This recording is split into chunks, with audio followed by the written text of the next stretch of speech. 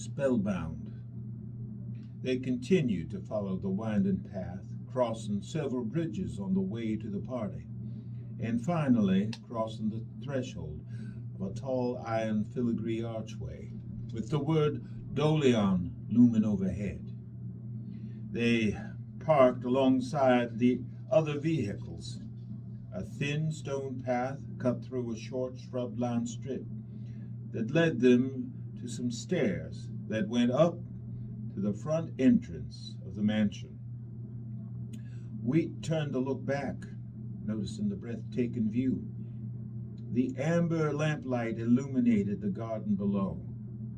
"Wow," he said, drawing Lance's attention as he pointed. "Those flowers should be dead this time of year." "Nothing as it should be this side of the mirror," said Gerard. Gerard's friend, Ambrose Doleon, greeted them at the door, dressed as a magician. He was tall and sexy, even somewhat sinister. His large handlebar mustache was heavily waxed and curled up at the ends.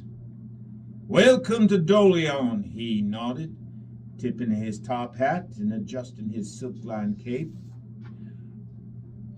Rather than greeting Gerard with a hug or a handshake, he raised his hand, and with a hard swing he slapped Gerard on the backside, leaving his hand there.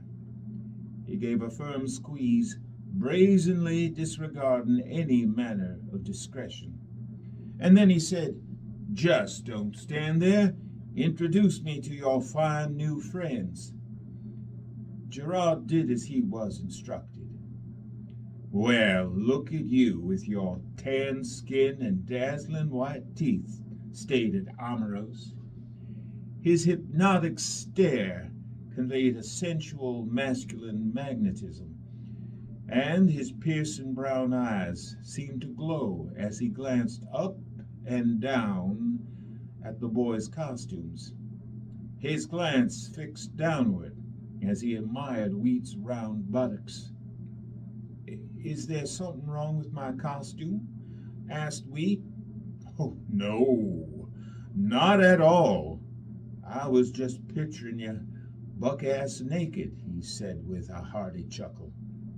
Lance took an instant dislike to his longing gaze, but chose to overlook it for the moment. "Nothing's wrong with looking," he thought to himself, "but I'll be damned if I'm going to leave Wheat alone with him. Please excuse me while I finish getting things ready."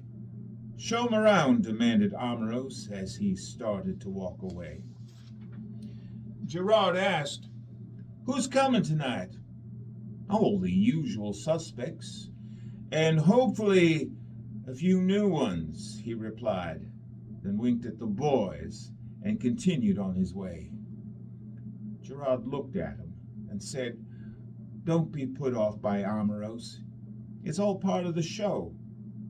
We've been together for more than 10 years now." Lance looked at Wheat and said, "If he had his way, you'd be bent over, face down in a pillow," then laughed. Wheat looked slightly embarrassed. "Actually, if he had his way, we'd all be bent over with our faces down in a pillow," said Gerard. "All three? Oh, that's a tall order," Lance smiled. Gerard nodded. "Big man. Big appetite." "Speaking of appetites," he said, "you hungry? The party always starts at 8, and the guests should be arriving any time now. Better get something to eat now. You might not want to be eating what they're serving later." "Yes, thank you. I am kind of hungry," nodded Lance. They walked into a richly decorated stateroom. The place had all the trappings of a traditional, affluent historical mansion. A sparkling chandelier, blood-red leather chairs, and a large, well-stocked bar with hand-carved cherry wood accents.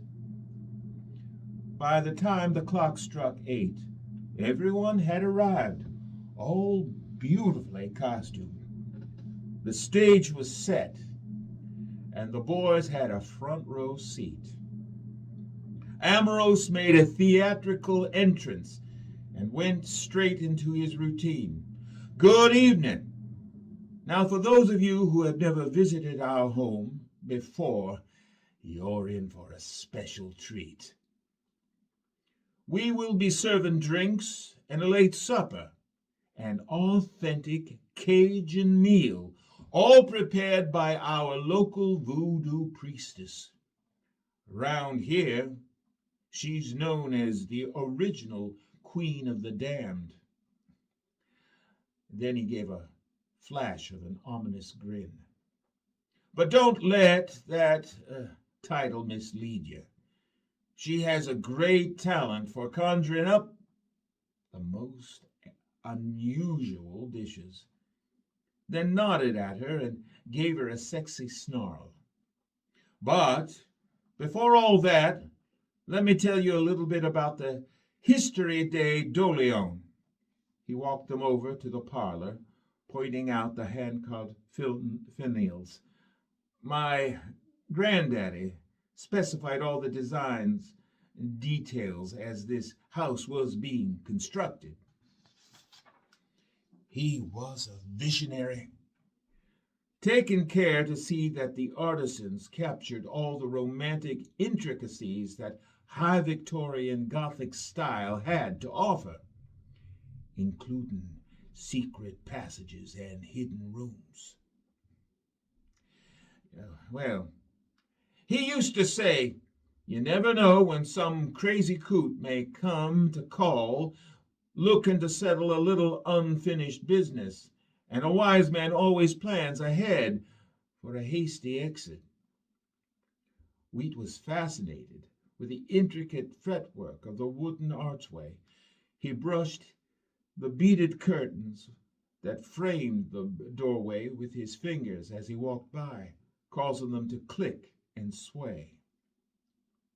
The room was richly adorned in colorful silks and satins, and a large crystal ball was sitting in the middle of the table. Amorous began to tell the story. Granddaddy had this house built here in the bayous to keep as far away from the saloons and the bordellos of New Orleans as possible. He wanted to escape all the lawlessness of the big city. Then he flashed another devilish grin. But he also needed to be close enough for selling and trading. So, naturally, it seemed to be the perfect location. However, it wasn't until much later that they realized that everything wasn't as perfect as they thought. You see, we've had our shares of unexplainable encounters with disquieted spirits here at Doleon.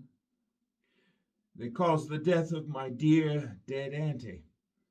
After months of sleepless nights and declining health, she finally went mad, taking her own life. Mother was devastated. It nearly drove us all away from here. But in time, we decided to make peace with those restless spirits. In fact, inviting them to tea and allowing others to join in the fun on these ghostly tours. It's kept this place solvent. So, you might even say they earn their keep. We also have our own lemon grove, and October is the start of the Louisiana lemon season. You might have even noticed some of the workers gathering up the harvest as you drove in.